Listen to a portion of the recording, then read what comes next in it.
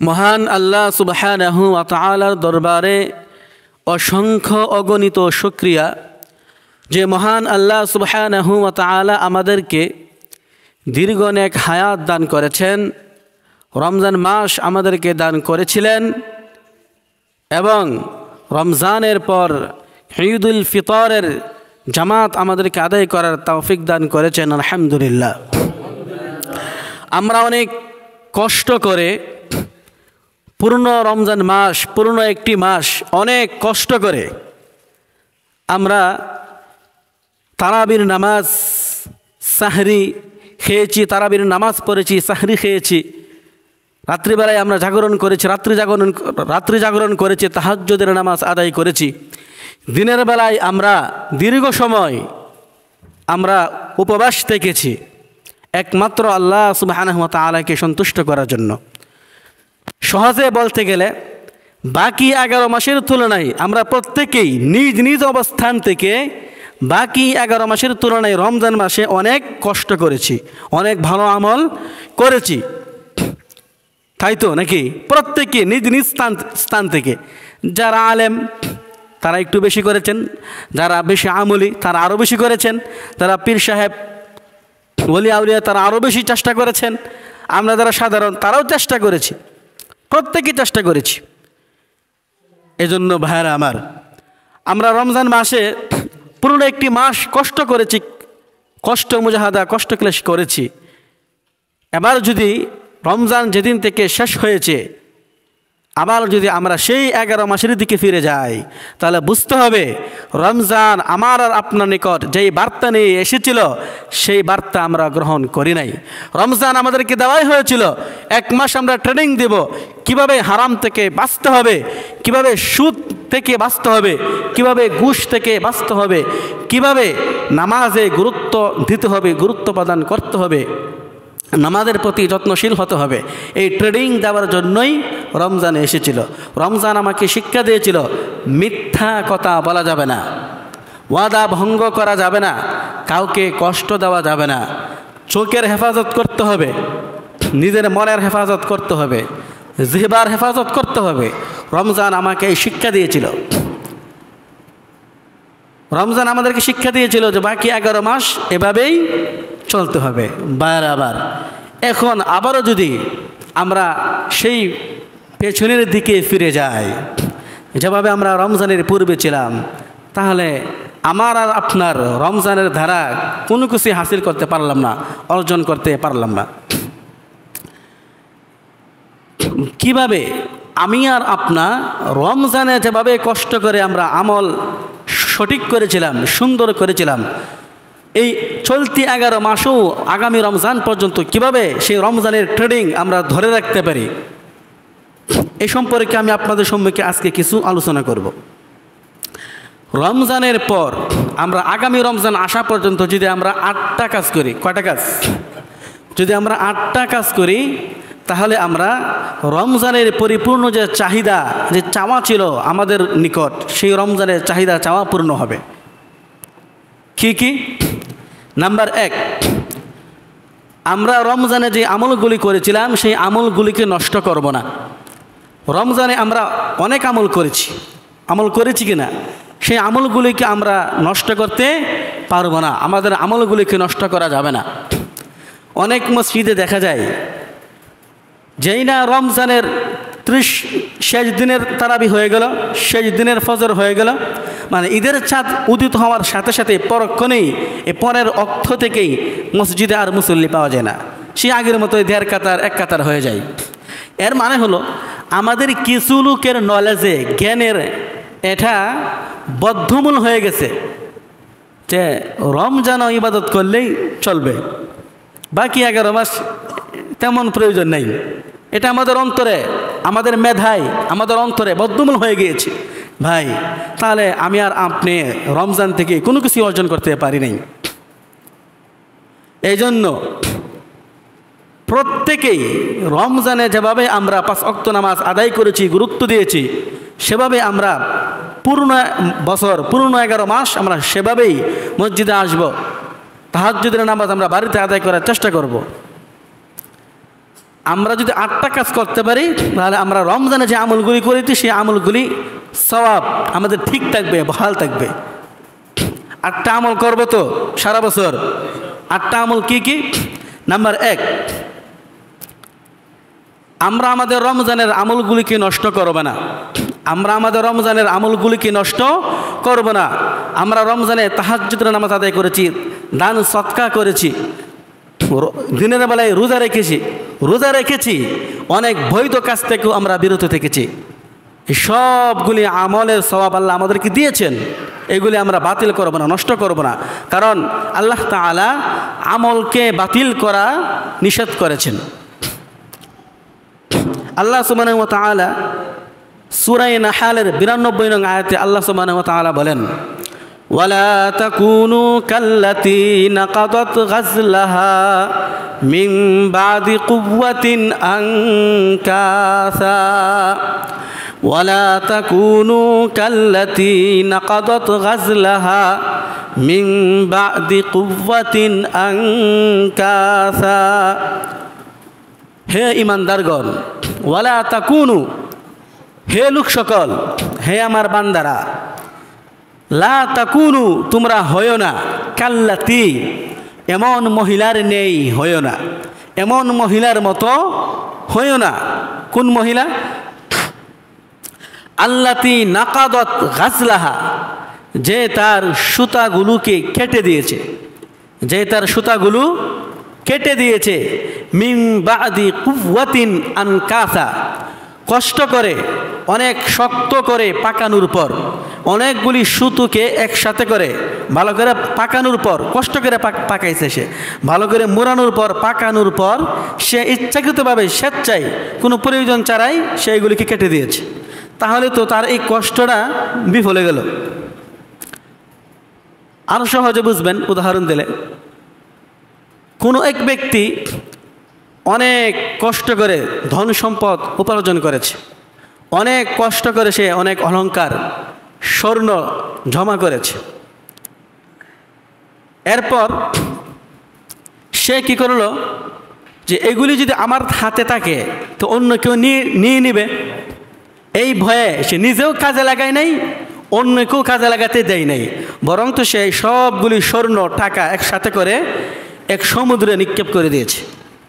তাহলে কেমন যেন এই ব্যক্তিটা এত কষ্ট করে সারা জীবনের উপার্জন করে, সে স্বর্ণ জমা করেছিল, টাকা পয়সা ধন সম্পদ জমা করেছিল, সবগুলিকে একসাথে করে সমুদ্রে নিক্ষেপ করে দিল।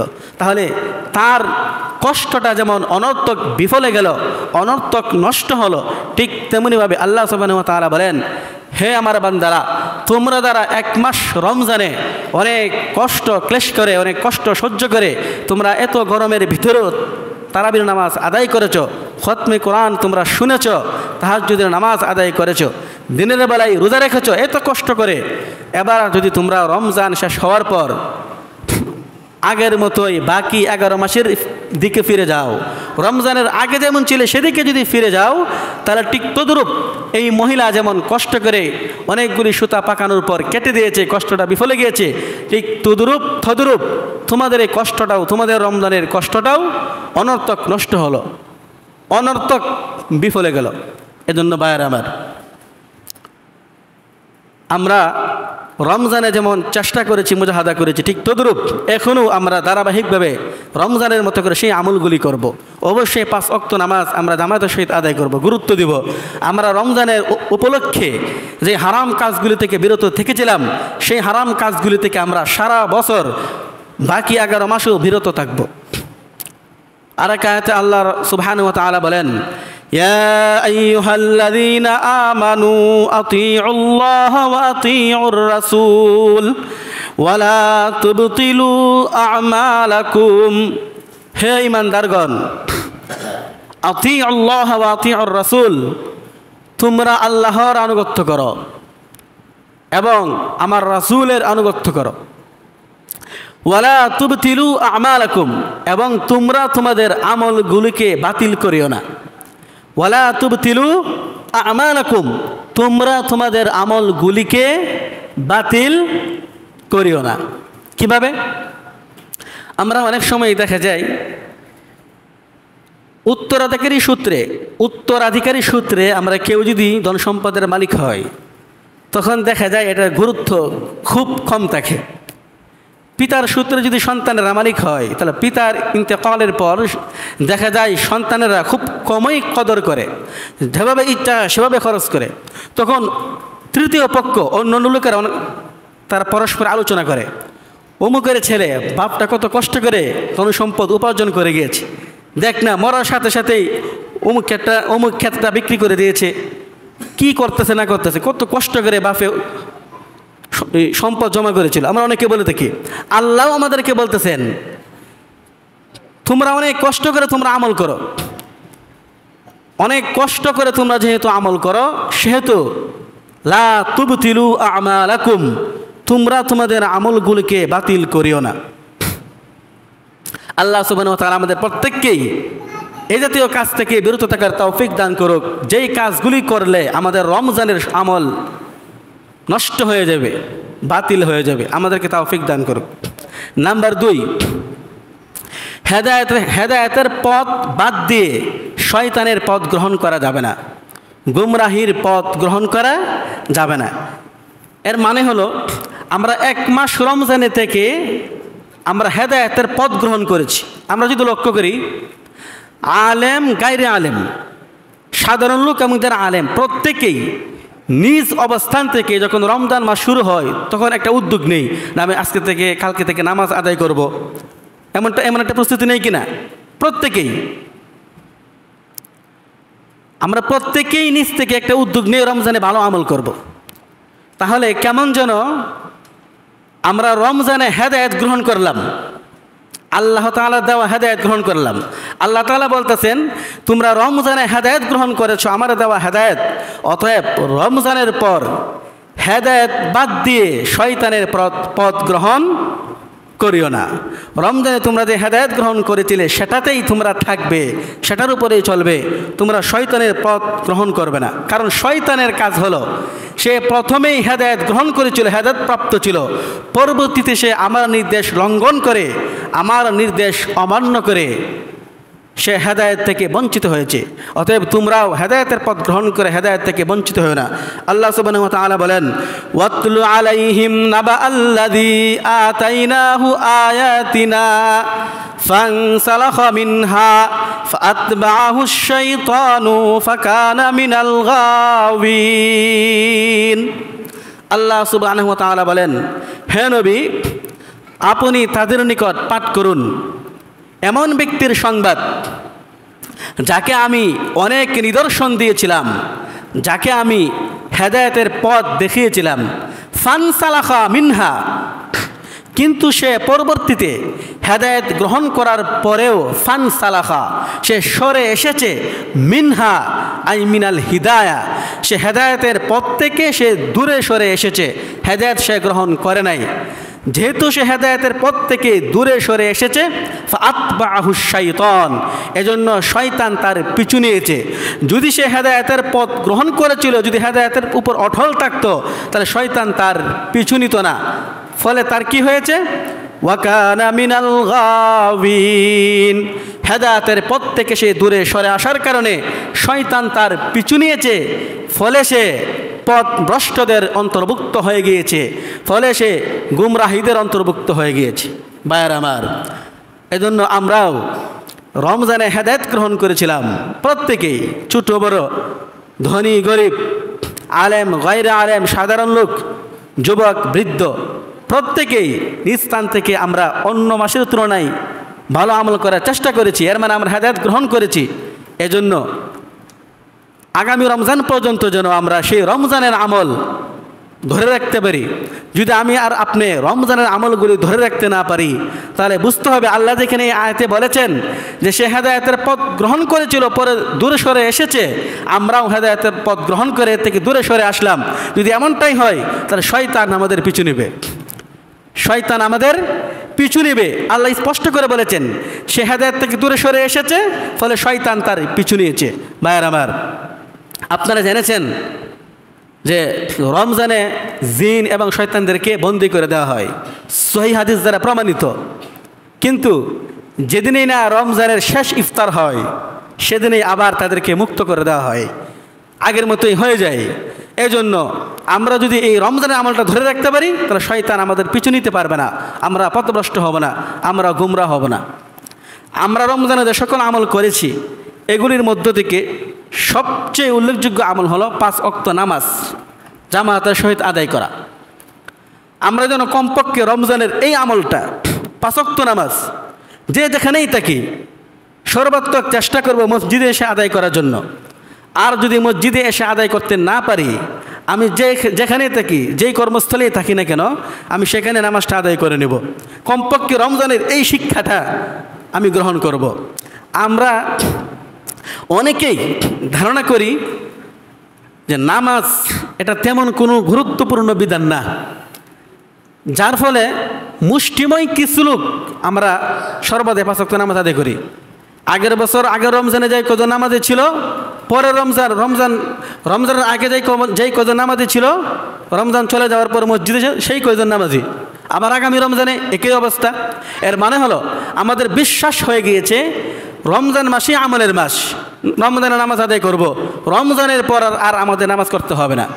ভাইরা, যেমনভাবে কেউ যদি অমুসলিম হয়ে মৃত্যুবরণ করে তার জন্য জাহান্নাম হারাম হয়ে যায়, তাহলে আমরা এটা বিশ্বাস করি যে মুসলমান হতে হবে, আল্লাহর উপর ঈমান আনতে হবে। আল্লাহর উপর ঈমান না এনে যদি আমি মৃত্যুবরণ করি তাহলে আমার জন্য জাহান্নাম আবশ্যক।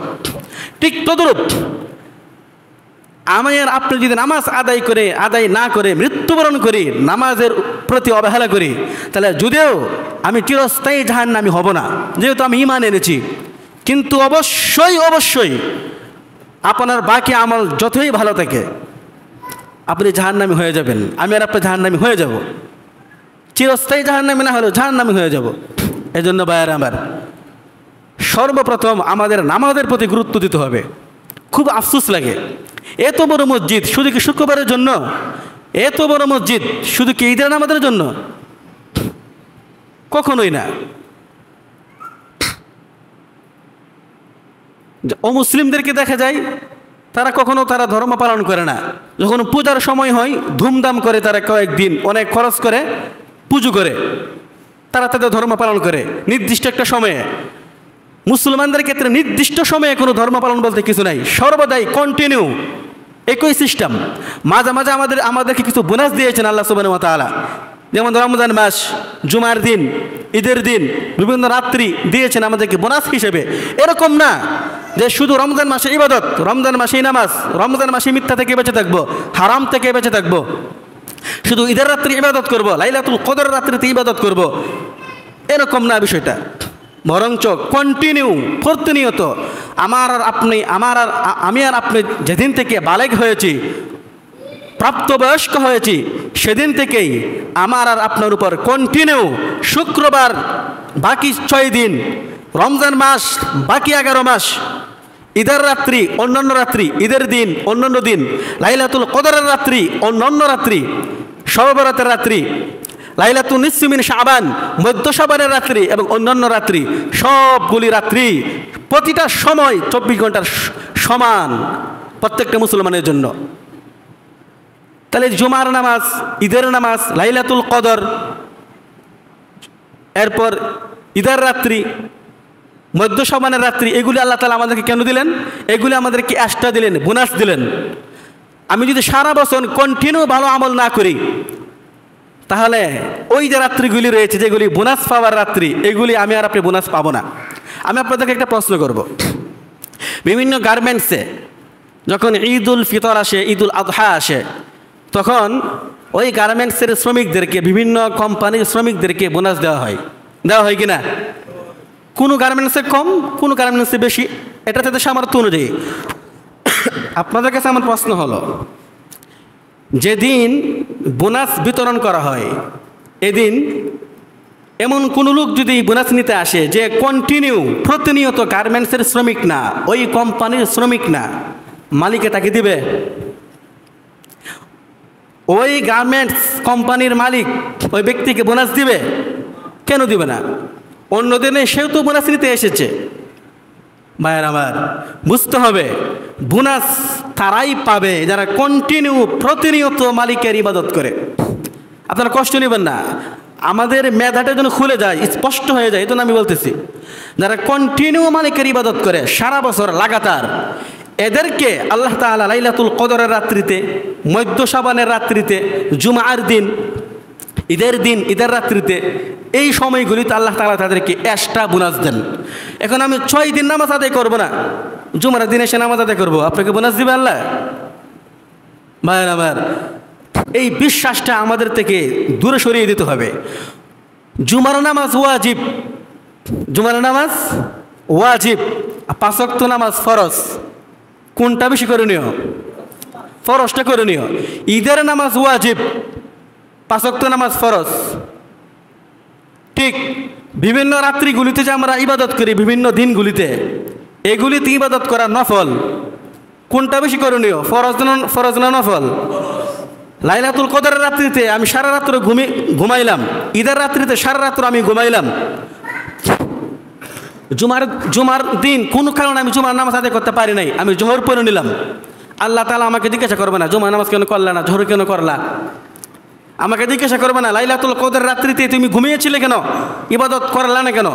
ঈদের রাত্রিতে তুমি ঘুমিয়েছিলে কেন, ইবাদত করলা না কেন? মধ্য শাবানের রাত্রিতে তুমি ঘুমিয়েছিলে সারা রাত্রি, কেন তুমি জাগ্রত থাকলে না? আমাকে জিজ্ঞাসা করবে না, আমাকে জিজ্ঞাসা করবে এই যে 5 ওয়াক্ত নামাজ দিয়েছেন আল্লাহ সুবহানাহু ওয়া তাআলা, এই 5 ওয়াক্ত নামাজ সম্পর্কে প্রশ্ন হবে। ভাইরা আমার, এজন্য আমাদের মেধাকে সচেতন করতে হবে, জাগ্রত করতে হবে, হুজুকে হলে হবে না।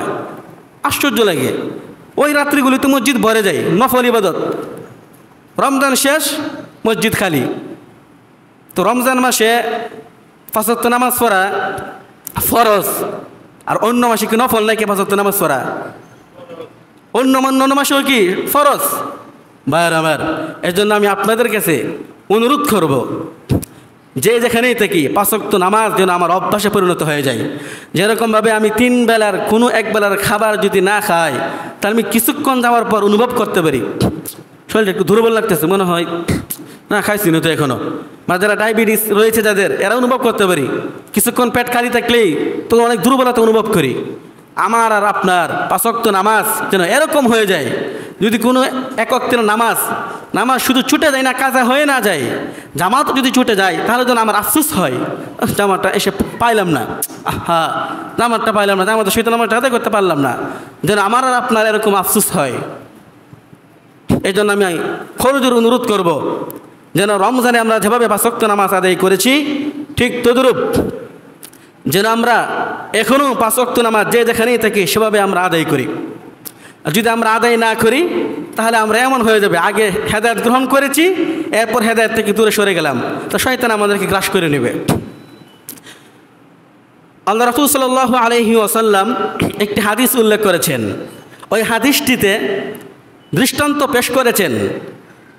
একজন নবীকে কিছু লোক আবেদন করলেন যে আপনি আমাদের জন্য, আমাদের সপক্ষে দোয়া করুন।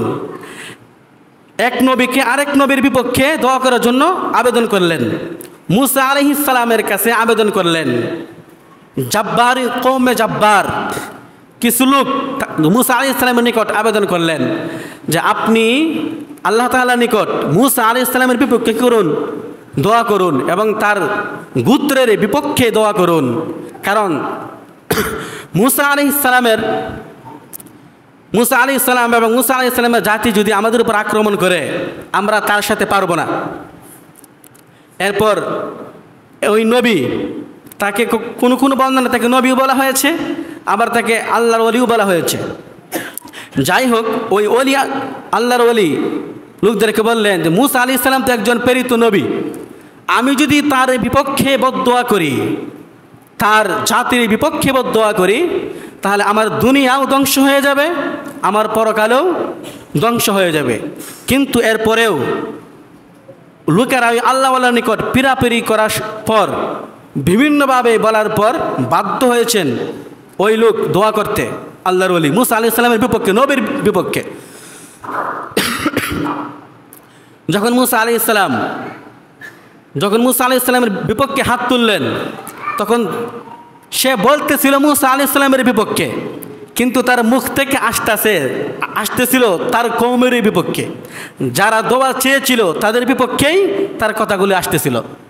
এরপর এই কওমের প্রতি লক্ষ্য করেই আল্লাহ সুবহানাহু ওয়া তাআলা রাসূল সাল্লাল্লাহু আলাইহি ওয়াসাল্লামের উপর আয়াত নাযিল করেছেন, জানিয়ে দিয়েছেন যে হে নবী,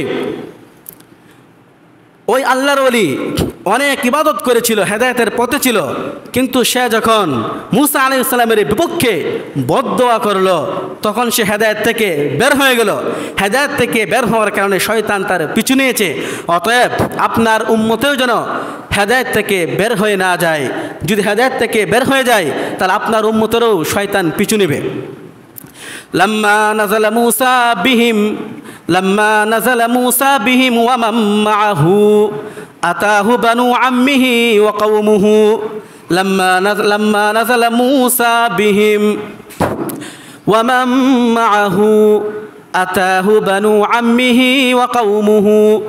মুসা আলাইহিস সালাম যখন তার জাতিকে নিয়ে, তার লোকদেরকে নিয়ে জাব্বারিন কওমে জাব্বারিন এদের নিকট অবস্থান করলেন, তাদের নিকট আগমন করলেন, তখন ওই আল্লাহর ওলির চাচাতো ভাইয়েরা এবং তার কওমের লোকেরা তার নিকট আসলেন। তার নিকট এসে বললেন, ফাকালু ইন্না মুসা রাজুলুন হাদিদুন ওয়া মাআহু জুনুদুন কাসীরা ওয়া ইন ইয়াজহার আলাইনা ইহলিকনা। এসে বলতেছে, ও আল্লাহর ওলি, মুসা আলাইহিস সালাম অনেক শক্তিশালী লোক, অনেক বীর পুরুষ, এবং তার সাথে রয়েছে জুনুদুন কাসীরা, অনেক সৈন্যবাহিনী রয়েছে।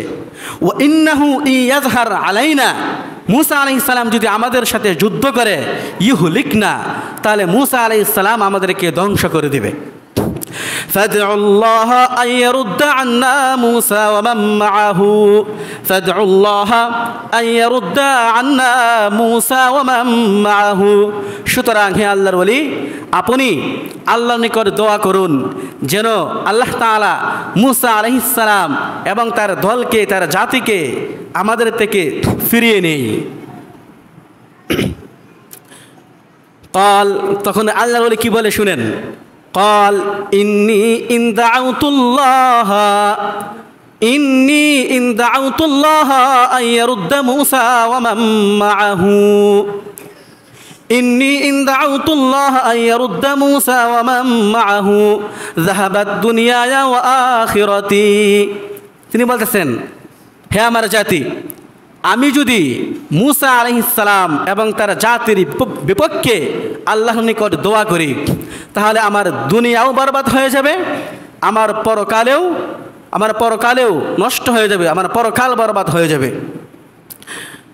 তখন তারা কি করলেন, ফালাম ইয়াজালু বিহি হাত্তা দাআ আলাইহিম, ফালাম ইয়াজালু বিহি হাত্তা দাআ আলাইহিম। তখন লোকেরা মুসা আলাইহিস সালামের নিকট, তখন লোকেরা ওই আল্লাহ ওলির নিকট পিরাপিরি করতে লাগলেন, না হুজুর একটু দোয়া করেন না, আপনার কিছু ক্ষতি হলেও একটু দোয়া করেন, আল্লাহ তাআলা আমাদেরকে, মুসা আলাইহিস সালাম এবং তার জাতি থেকে আমাদেরকে মুক্তি দেক। তখন বাধ্য হয়ে তিনি দোয়া করলেন, ফাসালাকাহুল্লাহু মা কানা আলাইহি, ফাসালাকাহুল্লাহু মা কানা আলাইহি। তখন ওই আল্লাহর ওলি সে যে হেদায়েতের পথে ছিল, সে যে অনেক আমল করেছিল, তার সবগুলি আমল আল্লাহ তাআলা বাতিল করে দিয়েছেন, সবগুলি আমল বরবাদ করে দিয়েছেন। কারণ সে নবীর বিপক্ষে এবং তার জাতির বিপক্ষে বদদোয়া করেছিল। আল্লাহ তাআলা, আল্লাহ রাসূল সাল্লাল্লাহু আলাইহি ওয়াসাল্লাম বোঝাতে চেয়েছেন যে অতএব তোমরাও যদি হেদায়েত গ্রহণ করার পর হেদায়েতের পথে না থেকে তোমরা গুমরাহির পথ গ্রহণ করো, তাহলে তোমাদেরও যে পূর্বের আমলগুলি রয়েছিল, তোমরা যে ভালো আমলগুলি করেছ, সবগুলি ভালো আমল বাতিল হয়ে যাবে। ভাইয়েরা আমার, এজন্য আমাদের প্রত্যেকেই সচেতন হতে হবে। বিশেষ করে আমি আজকে বললাম যেন 5 ওয়াক্ত নামাজ আমরা রমজানে যেভাবে আদায় করেছি ঠিক সেভাবে যেন আমরা সারা বছর 5 ওয়াক্ত নামাজ আদায় করি। তাহলে আমি আপনাদের নিকট বলেছিলাম যে আমরা যদি 8টা কাজ করি, তাহলে রমজানে আমরা যে কষ্ট করেছি, যে আমলগুলি করেছি, এই আমলগুলি আমাদের বাতিল হবে না। নাম্বার 1, আমরা আমাদের আমলগুলিকে বাতিল করব না বিভিন্ন হারামে লিপ্ত হয়ে। নাম্বার 2, আমরা হেদায়েতের পথ বাদ দিয়ে শয়তানের পথ অনুসরণ করব না। আল্লাহ সুবহানাহু ওয়া তাআলা আমাদের প্রত্যেককেই যেভাবে আমরা রমজানে নেক আমল করেছি, গুরুত্ব সহকারে বিভিন্ন ধরনের ভালো আমল করেছি, হারাম থেকে বিরত থেকেছি, ঠিক তদ্রূপ বাকি 11 মাসেও আল্লাহ সুবহানাহু ওয়া তাআলা আমাদের প্রত্যেককেই ভালো ভালো কাজ করার তৌফিক দান করুক এবং সকল ধরনের হারাম কাজ থেকে আমাদেরকে বেঁচে থাকার তৌফিক দান করুক। ওয়া আখিরু দাওয়ানা আলহামদুলিল্লাহি রাব্বিল আলামিন।